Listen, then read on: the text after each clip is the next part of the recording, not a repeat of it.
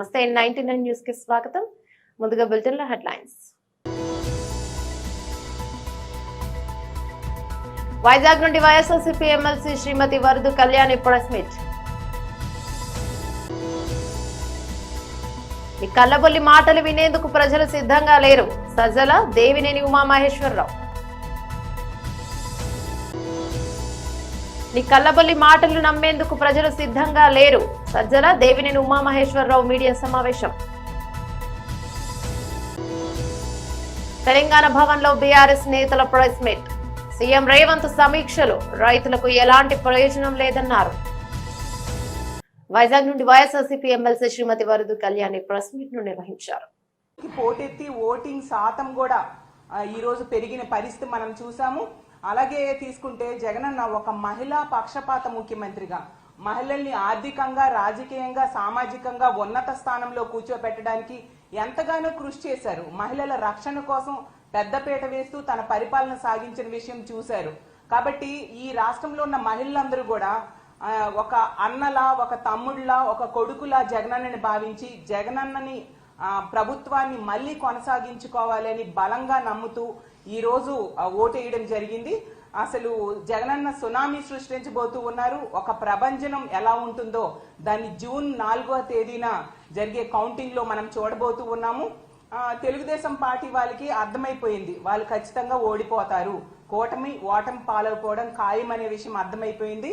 అసలు జూన్ 4న ఎన్నికలు ఫలితాలు ఎలా ఉంటాయంటే జగనన్న విజయాన్ని దేశం మొత్తం శబాష్ అనిపించేట్టుగా ఉంటుంది. ఖచ్చితంగా అంత చక్కగా ప్రజలు జగనన్నకు మద్దతు తెలియజేయడం జరిగింది.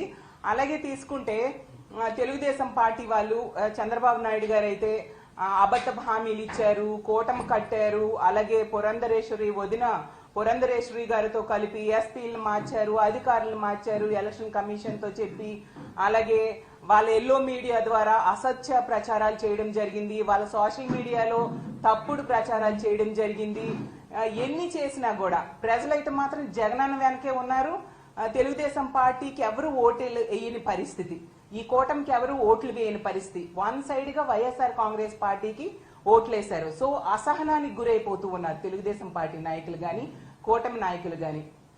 ఒక ఫ్రస్ట్రేషన్, ఎలాగూ కూటమి ఓడిపోతుంది అనే విషయం అర్థమైపోయి ఇన్ని చేసినా కూడా గెలవట్లేదు అనే విషయం కూటమి మనుషులకి, వాళ్ళ కార్యకర్తలకి అర్థమైపోయి దాడులకి పురుగొల్పుతూ ఉన్నారు.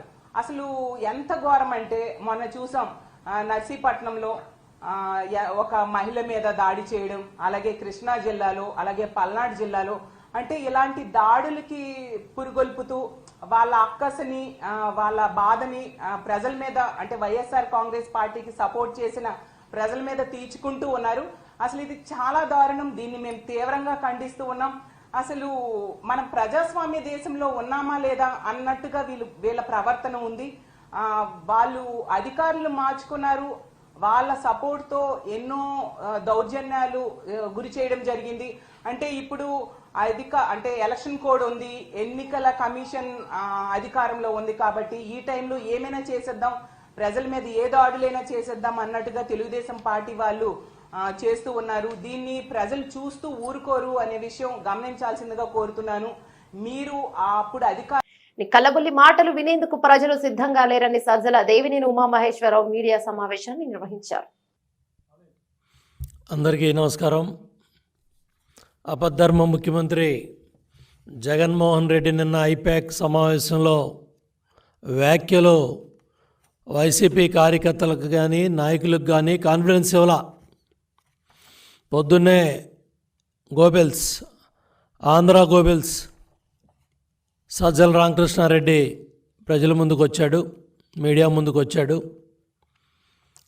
ఆ రోజు పార్లమెంటు భవనం తగలబెట్టుకొని ప్రతిపక్షాల మీద ఆరోపణలు చేసిన హిట్లర్ ఏ విధంగా చేశాడో, ఈరోజు గోబెల్స్ కూడా పెద్దారెడ్డి ఇల్లు మేము దాడి చేశామని, మేము సీసీ కెమెరాలు పగలగొట్టామని ఈ అసత్య ప్రచారాన్ని మళ్ళీ లేపుతూ ఉన్నాడు.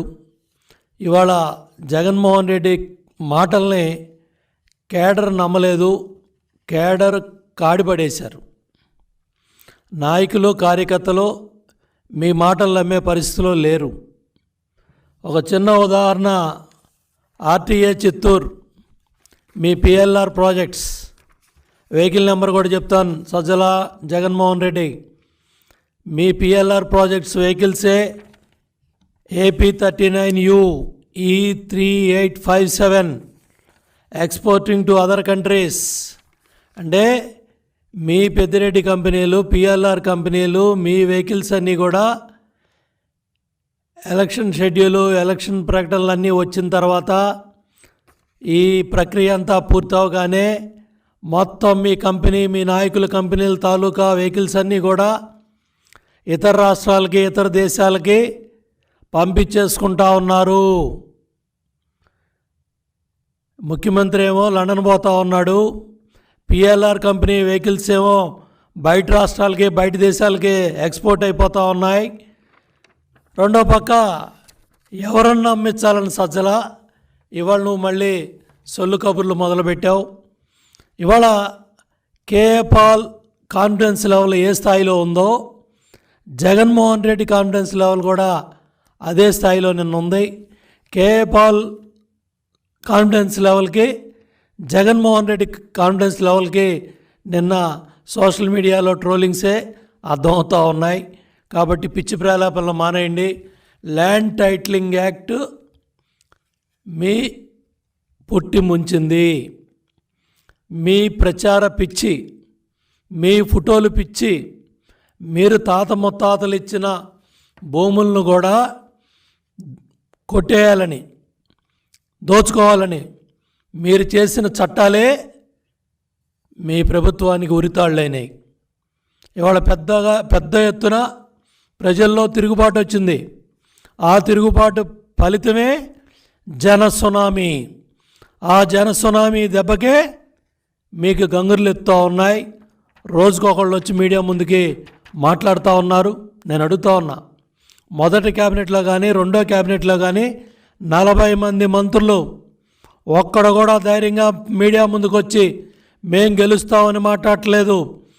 40 మంది మంత్రులు ఓడిపోతున్నారు. 5 ఏళ్ల పరిపాలనలో మీ మంత్రులు ఎవరైతే ఉన్నారో మొదటి క్యాబినెట్లో, రెండో క్యాబినెట్లో మంత్రులు ఎవడో కూడా మీడియా ముందుకు రావట్లా. మొత్తం ఎత్తిపోతున్నారు, మొత్తం ఓడిపోతున్నారు. ఇవాళ పెద్ద ఎత్తున ప్రతిపక్ష హోదా కూడా దక్కదని తెలంగాణ భవన్లో బీఆర్ఎస్ నేతల ప్రెస్ మీట్ నిర్వహించారు. మనం పత్రికల్లో అనేక సందర్భాల్లో వార్తలు చూస్తూ ఉన్నాం. రైతాంగం అధికారుల కాళ్ళ మీద పడడం, అక్కడ ఉన్నటువంటి వ్యవస్థల మీద కాళ్ళు పట్టుకొని మా పంట కొనండి సారు అని ఇవాళ మోకరిల్లుతున్నటువంటి ఒక దుర్వ్యవస్థను ఇవాళ తెలంగాణ ప్రాంతంలో చూస్తూ ఉన్నాం. ఒకవైపేమో ధాన్యం అంతా తడిచిపోతూ ఉంది. ధాన్యం తడిచిపోయిన నీళ్ళలో ధాన్యం తేలుతూ ఉంటే ప్రభుత్వానికి పట్టింపు లేదు. ప్రభుత్వం తడిచిన ధాన్యం కొనండి అని ఆదేశాలు మాత్రం పత్రికల్లో వస్తూ ఉన్నాయి, కానీ ఆచరణలో ఎక్కడ కూడా సరైనటువంటి రీతిలో అధికార స్పందన లేదనేటువంటి మాట వాస్తవం. ఇటువంటి స్థితిలో రైతాంగానికి అండగా ఉండాలని, రైతాంగానికి ధైర్యం ఇవ్వాలని, రైతాంగం పట్ల మా అధినేత కేసీఆర్ గారి కాలంలో ఇచ్చినటువంటి అనేక సంక్షేమ పథకాలు దూరమైపోతున్నటువంటి భావన నుండి రైతాంగాన్ని పోరాటం వైపు మళ్లించడానికి మా అధినేత కేసీఆర్ పిలుపు మేరకు తెలంగాణ రైతాంగం అంతా కూడా గత 2 రోజులుగా పెద్ద ఎత్తున రోడ్ల మీదకి వచ్చేటువంటి పరిస్థితి వచ్చింది. అనేక ప్రాంతాల్లో పెద్ద ఎత్తున ధర్నాలు జరిగినాయి. రైతాంగం అంతా కూడా రోడ్ల మీదకి వచ్చి, ఓ ప్రభుత్వమా, నువ్వు కనీసం మాకు భరోసా ఇవ్వకుండా మేము తెచ్చిన గింజలు కొనండి అని ప్రాధేయపడతా ఉంటే ఇవాళ ఈ ప్రభుత్వానికి కనికరం లేకపోవడం అనేటువంటిది ఇవాళ మనం చాలా స్పష్టంగా చూస్తూ ఉన్నాం. అందుకే మేము ఈ ప్రభుత్వాన్ని డిమాండ్ చేస్తూ ఉన్నాం, వెంటనే మీరు ధాన్యాన్ని అన్నీ కొనండి. ధాన్యాన్ని కొనడమే కాదు, ఇంకొక వైపు మొన్న ముఖ్యమంత్రి గారు రేవంత్ రెడ్డి గారు మాటలు చూస్తూ ఉన్నాం. మనం అనేక అడ్వర్టైజ్మెంట్లు చూస్తుంటాం. కార్పొరేట్ కంపెనీలే కానీ, లేకుంటే మిగతా కంపెనీల అడ్వర్టైజ్మెంట్లు చూస్తాం 50% ఆఫ్ అని పెడతారు. చిన్నగా ఎక్కడనో కండిషన్ సప్లై అని పెడతారు. ఇవాళ ప్రభుత్వ పరిస్థితి కూడా కండిషన్ అప్లైకి వచ్చింది. ఇవాళ ఏమైంది, తెలంగాణలో 500 బోనస్ ఇస్తామన్నటువంటి ప్రభుత్వం ఎగవేసింది. ఎగవేయడమే కాకుండా ఇవాళ ఇంకొక చిలుక పలుకులు పలుకుతూ ఉన్నది, సన్న వడ్లకు మాత్రమే, మేము సన్నాలకు మాత్రమే బోనస్ ఇస్తామని చెప్తా ఉన్నారు. తెలంగాణ రైతాంగానికి కానీ తెలంగాణ ప్రజలకు కానీ తెలుసు తెలంగాణలో పండే పంట ఏందని. 100% రైతాంగం సన్నవడ్లు వేయరు. కేవలం ఒక 20% మాత్రమే తెలంగాణలో సన్నాలు పండించేటువంటి పరిస్థితి. ఎందుకంటే సన్నాలు పండించడం వల్ల రైతాంగానికి అధిక పెట్టుబడి ఒకవైపు, దిగుబడి తక్కువ వస్తుంది అనేటువంటి ఒక దాంతో ఇవాళ ఎవ్వరు కూడా ఆ వైపు పోతలేరు. గతంలో ఒకసారి కేసీఆర్ గారు ఇదే మాట అంటే మరి వడ్లు కొనము, మేము దొడ్డు వడ్లు కొనమని ఆ రోజు కేంద్రం ఎత్తేస్తే సన్నవడ్లు పెట్టాల్సుకున్నటువంటి దురవస్థ వస్తుందేమో తెలంగాణ కంటే. అప్పుడు వీళ్ళందరూ రైతు ఇబ్బందులను ప్రభుత్వం పట్టించుకోవడం లేదని సిర్పూర్ ఎమ్మెల్యే డాక్టర్ శ్రీ పాల్వాయి హరీష్ బాబు ధ్వజమెత్తారు. సీఎం రేవంత్ సమీక్షలు రైతులకు ఎలాంటి ప్రయోజనం లేదన్నారు. అధికారుల పనితీరు దళారుల వ్యాపారాన్ని ప్రోత్సహిస్తోందని ఆగ్రహించారు. వైపు వరి కొనుగోలు కేంద్రాల్లో పెద్ద ఎత్తున మోసం, తూకాల్లో మోసం. మేమైతే రెడ్ హ్యాండెడ్ గా పట్టించాం. 2 కిలోలు 3 కిలోలు వాళ్ళ వెయింగ్ లోనే మోసం. వాళ్ళ మీద చర్యలు తీసుకున్న పాపాన పోలేదు. ఇంకోవైపు వడ్ల కటింగ్, వడ్ల కోతలు అని చెప్పి 5 కేజీస్ 6 కేజీస్ 5 కిలోలు 6 కిలోలు 7 కిలోలు 8 కిలోలు మాయిశ్చర్ ఎక్కువ ఉంది. కాల వర్షాలు పడతా ఉంటే మాయిశ్చర్ శాతం పెరుగుతుంది. దాని మీద ప్రభుత్వం ఇదమితంగా ఒక ఆలోచన చేయాలి. రైతులను ఎట్లా ఆదుకోవాలనే ఆలోచన చేయాలి. మాయిశ్చర్ ఎక్కువ ఉంది, తప్ప ఎక్కువ ఉంది, తాలు ఎక్కువ ఉంది, ఇవన్నీ సాకులు చెప్పి ఒకవైపు వడ్ల కోతలు చేస్తూ అటు రైతుల్ని మోసం చేస్తున్నారు. ఇటేమో రైతులు ఆందోళన, ఎంత ఆందోళన అంటే ఇవాళ కల్లాల్లో ధాన్యపు రాశులు ఎక్కడికక్కడ ఉన్నాయి. టార్పాలిన్ల సప్లై లేదు, గనీ బ్యాగ్స్ లేవు. ఎక్కడ లారీలు లోడ్ అయితే ఇవాళ లోడ్ చేసి రైస్ మిల్కి వెళ్ళి అన్లోడ్ చేసుకొని మళ్ళీ వచ్చిన తర్వాత లోడింగ్ ఒక్కొక్క కల్లాని దగ్గర. అంటే ఒక ఆర్టిఫిషియల్ షార్టేజ్ ఆఫ్ లారీస్ అని, షార్టేజ్ ఆఫ్ గనీ బ్యాగ్స్ అని సాకులు వెతుకుతున్నారు. అటు రైస్ మిల్లర్లు, సివిల్ సప్లైస్ అధికారులు ఏం చేస్తున్నారంటే వీళ్ళంతా బయట వీళ్ళు దళారులకు, ప్రైవేట్ వ్యాపారస్తులకు అమ్ముకోవాలి. ఇవాళ ఎంఎస్పీ ఎంత ఉంది? గ్రేడ్ ఏ రకానికి 2203 రూపాయలు, కామన్ రకానికి 2183 రూపాయలు. బయట దళారు వ్యాపారస్తులు 1900, 1850, 1800 రూపాయలు దానికి కొంటున్నారు. పూర్తిగా ఒక సిస్టమాటిక్ అప్రోచ్ తోటి, ఒక కుట్రపూరితంగా అధికారులు వ్యవహరిస్తున్నారు. దాని మీద ప్రభుత్వ ఆజమాయిషి ఏ మాత్రం కూడా లేదు. పాలనా యంత్రాంగానికి అసలు పట్టే లేదు. ఒకవైపు వ్యవసాయ అధికారులు, ఇంకోవైపు సివిల్ సప్లైస్ అధికారులు, జిల్లా రెవెన్యూ యంత్రాంగం అందరూ కూడా పార్లమెంట్ ఎన్నికల్లో బిజీ అని చెప్పడం. ఎప్పుడు ఫోన్ చేసినా గత 15 రోజులుగా రైతులు ఇబ్బంది పడుతూ ఉంటే ఎవరికి ఫోన్ చేసినా మేము ఎలక్షన్ తర్వాత ఇదే దాటవేసే ధోరణి. దాంతో రైతులు చాలా ఇబ్బందులు పడ్డారు. కనీసం ఎన్నికలు ముగిసి వాటికి 4-5 రోజులు అయింది. ఎటువంటి చర్యలు తీసుకోలేదండి. ముఖ్యమంత్రి గారు సమీక్ష పెడుతున్నారు కానీ దాని పర్యవసానం కానివ్వండి, దానివల్ల అడ్వాంటేజ్ కానీ రైతులకు ఏమాత్రం కూడా లేదు. మీరు ఆలోచన చేయండి. కాంగ్రెస్ ప్రభుత్వం కానీ మంత్రులు కానీ ఎన్నికల టైంలో ప్రచార నిమిత్తం, ప్రచారం కోసం చాలా బిజీ అయిపోయారు. ఇప్పుడు ఎన్నికలు అయిపోయిన తర్వాత చాలా మంది విహారయాత్రలు పోతున్నారు మంత్రులందరూ. మధ్యలో రైతులను పట్టించుకునే వాళ్ళు ఎవరున్నారండి? నాకు అర్థం కాదు. ఒక్కసారి మీరు చూడండి, మొన్నటి వర్షానికి రైతులు ఎంత ఇబ్బంది పడ్డారు అని ఆలోచన చేస్తే వాళ్ళ గోస వర్ణనాతీతం. ఇవాళ చూడండి, మా జిల్లాల్లో నిన్నటి వర్షానికి ఈ రైతులు కళ్ళాల్లో ధాన్యం ఆరబెట్టుకునే పరిస్థితి. మహిళలందరూ ఇవాళ ధాన్యపు రాశులను ఆరుబయట వేసి ఎండబెట్టే కార్యక్రమం, తడిచిన ధాన్యాన్ని మళ్ళీ సేకరించే కార్యక్రమం. ఒకవైపు కింద టార్పాలిన్ వేసి రాశిగా పోసి దాని మీద ఇంకో టార్పాలిన్ వేసి వాటిని కాపాడుకునే ప్రయత్నం. ఎందుకంటే వాళ్ళు 6 గాలను శ్రమిస్తే కానీ ఇవాళ ఈ ధాన్యం పండలేదు కాబట్టి వారికి దాని మీద ఉన్న మమకారం.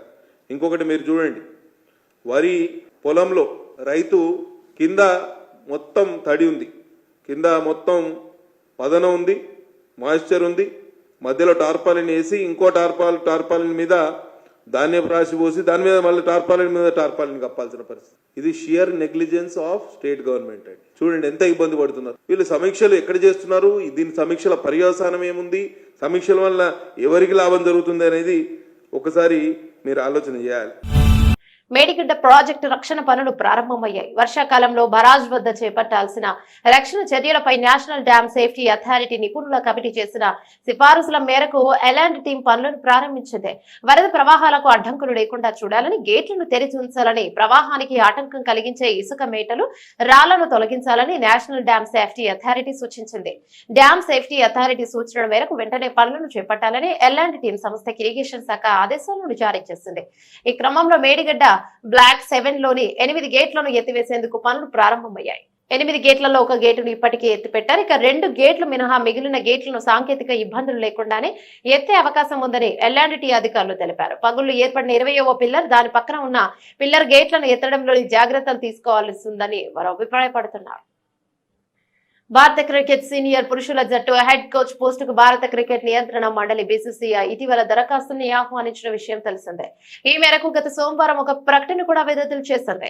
ప్రస్తుతం టీమిండియా కోచ్ గా ఉన్న రాహుల్ ద్రావిడ్ పదవీ కాలం 2024 T20 వరల్డ్ కు ముగుస్తోంది. అంటే జూన్ చివరి నాటికి ద్రావిడ్ కోచ్ గా వైదొలుగుతారు. అందుకే కొత్త కోచ్ కోసం బీసీసీఐ దరఖాస్తులను ఆహ్వానిస్తోంది. ఈ క్రమంలో ఇప్పుడు కోచ్ రేస్ లో కొత్త పేరు తెరపైకి వచ్చింది. అతడు మరెవరో కాదు, భారత జట్టు మాజీ ఆటగాడు, ప్రస్తుత IPL లో కోల్కతా నైట్ రైడర్స్ KKR కు మెంటర్ గా వ్యవహరిస్తున్న గౌతమ్ గంభీర్. గంభీర్ టీమిండియాకు తదుపరి హెడ్ కోచ్ గా రాబోతున్నాడా అంటే అవుననే సమాధానం వినిపిస్తోంది. బీసీసీఐ సైతం రాహుల్ ద్రావిడ్ వారసత్వాన్ని గౌతికి అప్పగించింది. సిద్ధంగా ఉన్నట్లు బోర్డు వర్గాల సమాచారం. ఇదే విషయంపై గంభీర్తో బీసీసీఐ ప్రతినిధి ఒకరు చర్చలు జరిపినట్లు తెలుస్తోంది. అలాగే అతడిని కోచ్ పదవికి దరఖాస్తు చేసే విధంగా మంతనాలు జరిపినట్లు విశ్వసనీయ వర్గాల సమాచారం. ఇక మెన్ ఇన్ బ్లూ కు హెడ్ కోచ్ రేస్ లో ఫ్లెమింగ్, లాంగర్ మరియు పాటింగ్ నెహ్రా ఉన్నారని వార్తలు వినిపిస్తున్నాయి. భారత్ గెలిచిన 2 ICC ట్రోఫీ 2007, 2011లలో భాగమైన గౌతమ్ గంభీర్ కు ఇప్పటిదాకా కోచ్ గా పనిచేస్తున్న అనుభవం లేదు. ఇక IPL లో అతడు 2022, 23 సీజన్లలో లక్నో సూపర్ జైంట్స్ కు మెంటర్ గా వ్యవహరించి ఈ సీజన్ లో ఆ బాధ్యతను KKR కు నిర్వహిస్తున్నాడు. హెడ్ కోచ్ పదవికి దరఖాస్తు చేసేందుకు ఈ నెల 27 ఆఖరి గడువు కాగా అప్పట్లో గౌతి ఏ నిర్ణయం తీసుకుంటాడనేది ఆసక్తికరంగా మారింది. స్వరాష్ట్ర ఏర్పాటు కోసం సర్వస్వాన్ని కోల్పోయిన వారిని ఆదుకోవడంలో ప్రభుత్వాలు విఫలమయ్యాయని, వారి హక్కులను పరిరక్షించేందుకు తెలంగాణ ఉద్యమకారుల హక్కుల ఫోరాన్ని ఏర్పాటు చేసినట్లు ఫోరం అధ్యక్షుడు ఉద్యమ సమయంలో పోలీసు ఉద్యోగం కోల్పోయిన బోర్గి సంజీవ్ తెలిపారు. సోమాజిగూడ ప్రెస్ క్లబ్ లో ఏర్పాటు చేసిన విలేకరుల సమావేశంలో ఆయన మాట్లాడారు. రాష్ట్రం ఏర్పడి 10 ఏళ్లు పూర్తిగా వస్తున్న రాష్ట్ర ఏర్పాటు కోసం త్యాగాలు చేసిన వారికి న్యాయం జరగలేదని ఆవేదన వ్యక్తం చేశారు. ఆత్మ బలిదానాలు, నిస్వార్థ ఉద్యమకారుల త్యాగాలతో రాష్ట్రం ఏర్పడితే ఫలితం కొంతమందికే పరిమితమైందని వాపోయారు. ఇక రాష్ట్రంలో పాలన మారితే ఉద్యమకారులకు మేలు జరుగుతుందని భావించినా ప్రయోజనం లేకుండా పోయిందన్నారు. ఈ నేపథ్యంలోనే నూతన ఫోరాన్ని ఏర్పాటు చేసినట్లు చెప్పారు. నిజమైన అమరవీరులను గుర్తించి ఒక్కొక్క కుటుంబానికి ₹1 కోటి ఎక్స్ గ్రేషియా, తెలంగాణ ఉద్యమకారులకు 500 గజాల ఇంటి స్థలం ఇవ్వాలని ప్రభుత్వాన్ని డిమాండ్ చేస్తామన్నారు. అమరవీరుల కుటుంబ సభ్యులకు ప్రజా ప్రతినిధులుగా అవకాశం కల్పించాలని డిమాండ్ చేశారు. తమ డిమాండ్ల సాధనకై పోరాడుతూనే రైతాంగ కార్మికుల పక్షాన నిలుస్తామని చెప్పారు. ఈ కార్యక్రమంలో SK చాంద్ పాషా, హైమంద్, కార్తిక్ కుమార్ తదితరులు పాల్గొన్నారు. నా నమస్కారాలు. నా పేరు బోర్గి సంజీవ్. నేను తెలంగాణ పోలీసు ఉద్యమకారుని. ఈ పక్కనే లకడికపూల్ దగ్గర అసెంబ్లీలో 2013 అక్టోబర్ 11 నాడు యూనిఫామ్లో జై తెలంగాణ అన్న కానిస్టేబుల్ అన్న. రాష్ట్రంలో 2016లో ఒక తెలంగాణ తల్లి విగ్రహం పెడితే నన్ను రిమూవ్ ఫ్రమ్ సర్వీస్ చేసిండ్రు. సమైక్య రాష్ట్ర ముఖ్యమంత్రులు నాకు ఉద్యోగం ఇస్తే, నళిని మేడం గారికి ఉద్యోగం ఇస్తే, పోలీస్ సిస్టర్నకు ఉద్యోగం ఇస్తే, శ్రీనివాస్ గౌడ్కు ఉద్యోగం ఇస్తే, మరి తెలంగాణ రాష్ట్రం కోసం నళిని మేడంతో పాటు నా వరకు పోలీసు ఉద్యోగంలో మేము తెలంగాణ కోసం ఫైట్ చేస్తే ఈ సమైక్య రాష్ట్రంలో మాకు రిమూవ్ ఫ్రమ్ సర్వీస్ చేయడం అనేది నిజంగా చాలా బాధాకరమైన విషయం. ముఖ్యంగా ఈరోజు ఇది మేము ఊహించలేము. అసలు సమైక్య రాష్ట్ర ముఖ్యమంత్రులే బాగుండని అనిపిస్తూ ఉన్నది. ఈరోజు వరకు కూడా గతంలో బీఆర్ఎస్ ఉద్యమకారులను పట్టించుకోలేదు, అమరవీరుల కుటుంబాలను పట్టించుకోలేదు. అందుకోసమని ఈ 9-10 ఏళ్ళు వేచి చూసినాం. వాళ్ళు పట్టించుకోకపోగా కనీసం ఒక ఎంపీ సీట్ కానీ, ఎమ్మెల్యే సీట్ కానీ, నామినేటెడ్ సీట్ కానీ, కనీసం ఏది మన స్థానిక సంస్థల్లో కూడా ఉద్యమకారులకు అవకాశం ఇవ్వకపోవడం బాధాకరం. అందుకోసమని ఈరోజు ఎన్ని రోజులు వేచి చూడని ఉద్దేశంతో మరి ఒక తెలంగాణ పోలీసు ఉద్యమకారుడుగా నేనే సాక్షి. నా బ్యాచ్లందరూ కూడా హెడ్ కానిస్టేబుల్ అయినరు, 4 బ్యాచ్లు.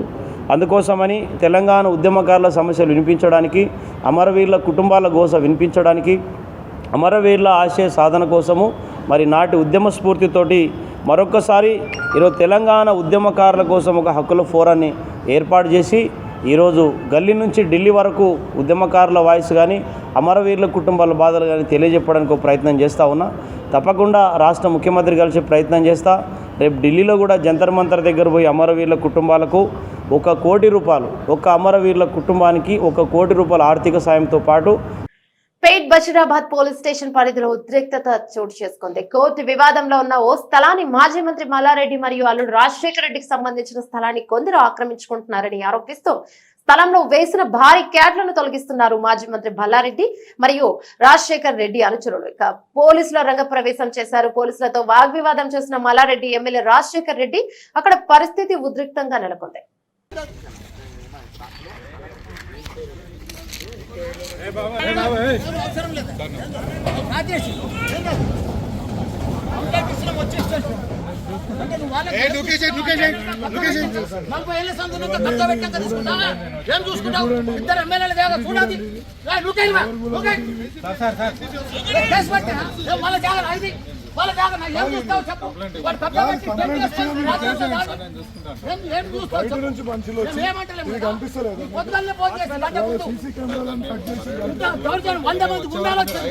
ప్రాణాలు తీస్తానికి వచ్చి జాబ్ కోసం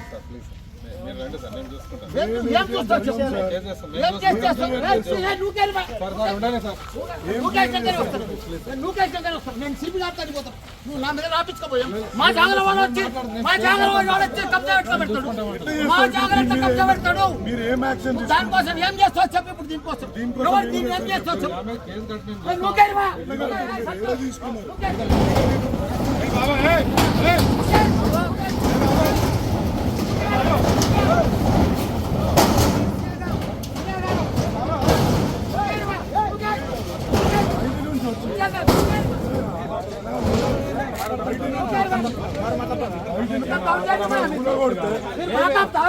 మా జాగల మమ్మల్ని ఆపుతారు. మా జాగల వాడు వచ్చి కబ్జా పెట్టాడు. మా జాగల కబ్జా పెడితే వాడు వీళ్ళు ఆపుతున్నారు. ఇప్పుడు ఎంత దౌర్జన్యమా ఇది. మా డాక్యుమెంట్ చూడు. మా డాక్యుమెంట్ మాదేమి కలుపుతున్నారు. వాడు వేస్తే ఊపుకుంటావు. వాడు ఏం యాక్షన్ తీసుకున్నావు.